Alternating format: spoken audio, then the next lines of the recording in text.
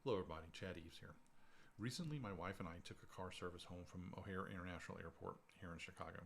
It's about a 45-minute to an hour drive for us. Our driver was punctual and courteous, as pretty much all the drivers are with the car service that we use. The car was nice and clean. He asked us if we were comfortable and pointed out there were water bottles in the cup holders, and he drove safely. As we pulled into our driveway, he offered us his direct cell number and basically said, if we wanted to contact him for future trips to and from the airport, that he'd be happy to do it, and also that his wife drives professionally. Cutting out the middle party, I get that as a small business owner. You want to keep more of that money. But there's a problem with this. He wouldn't get our ride and fee if it hadn't been for the service.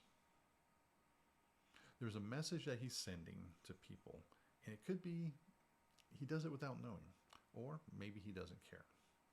But let's break down the 4 reasons why we use a car service, and you'll see why this becomes a factor. Reason number 1 is it's convenient. The car service drops us right at the terminal door. This is a big factor during the Chicago winters.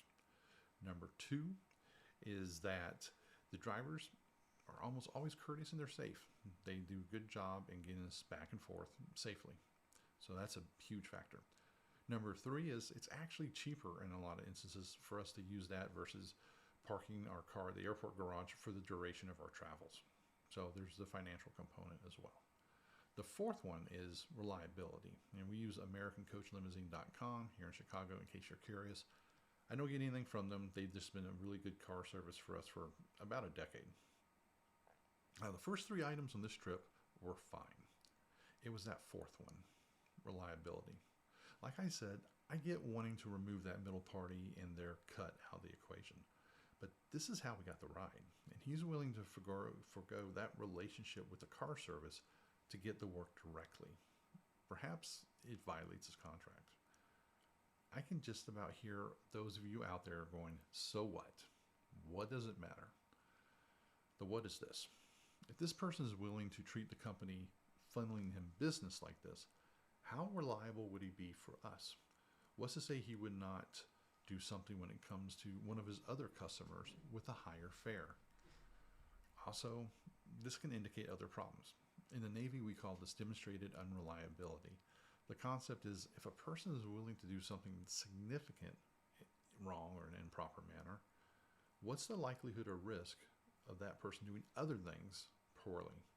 And it could be something like even car maintenance or showing up sober. There's a reason why people's behavior matters, why their past performance matters. Because most of the time, it's a pretty good indicator of what they're going to do in the future. Now, it's not bulletproof, but it's true more often than what people really want to think about. We're always communicating to people our reliability, one way or the other, whether we want to or know it or not.